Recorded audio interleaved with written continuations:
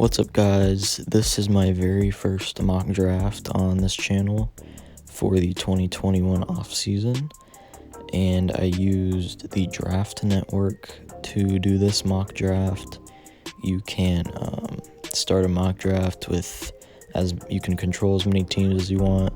For this example, I'm going to use the Seahawks.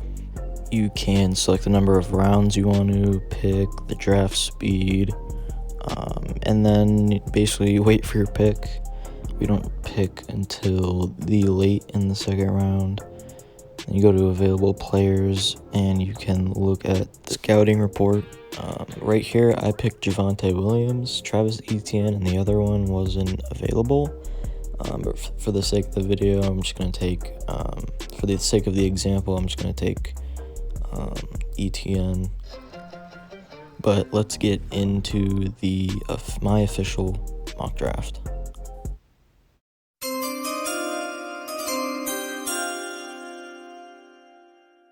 With our first pick, I picked Javonte Williams. He became one of the most dynamic runners in the nation in 2020.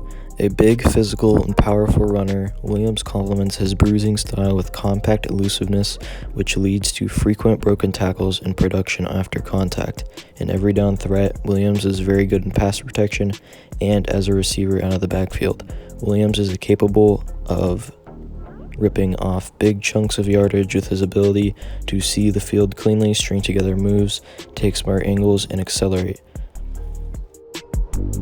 Javonte Williams' ideal role would be a feature back in any scheme, and he is more of a one-cut back.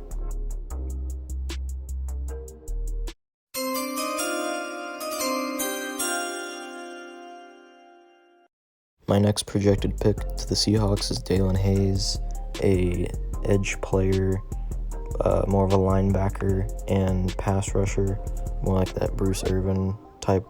He was used in college as a linebacker in a two-point stance, aligned up on the tight end, and on passing downs he was used as a pass rusher. He appeared to slim down in 2020 as he was listed at 258 pounds, which allowed him to play with some nice fluidity and smoothness to go along with his length and heavy hands on the edge.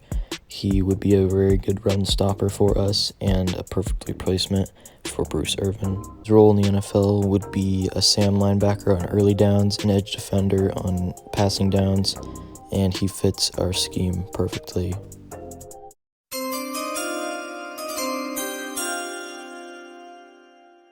With our fifth round pick, I had us picking Drake Jackson, a center out of Kentucky. I think this would be a great pick for us, even if we do keep Ethan Posick. It brings in competition, and I don't expect to see Ethan Posick back within 2 years. Jackson has great hand leverage and short area mobility. He started at center for Kentucky for 4 straight years and is a really well-rounded center prospect who can handle one-on-one reps against the nose on both blocks. His ideal role would be a starting center. He can go a center if Ethan Posick does not stay with the Seahawks.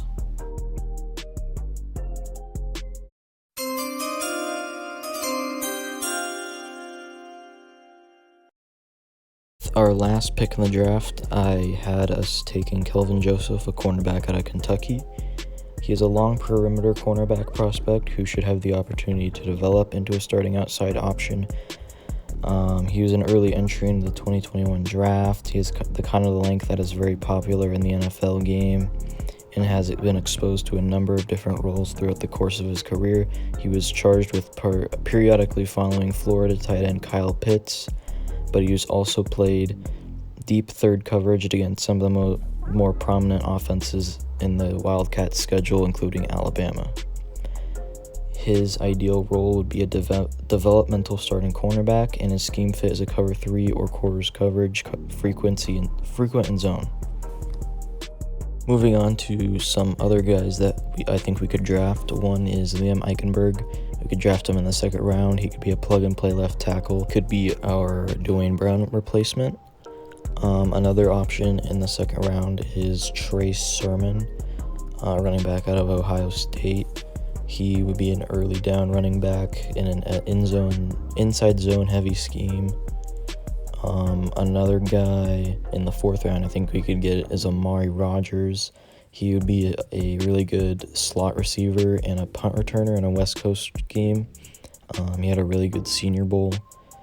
Two more receivers. One of them is Daz Newsome, another slot guy. He can also be a punt returner.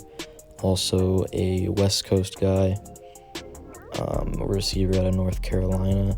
And then the last guy, Cade Johnson. He's more of the smaller kind of guy, like a John Ursu or maybe even a Tyler Lockett. We could get him in the 7th round also, so good depth guy. But that will wrap up my first mock draft. I expect us to have more than 4 picks, so I'll probably upload like 3 more by the time the draft rolls around. But until then, see you guys later.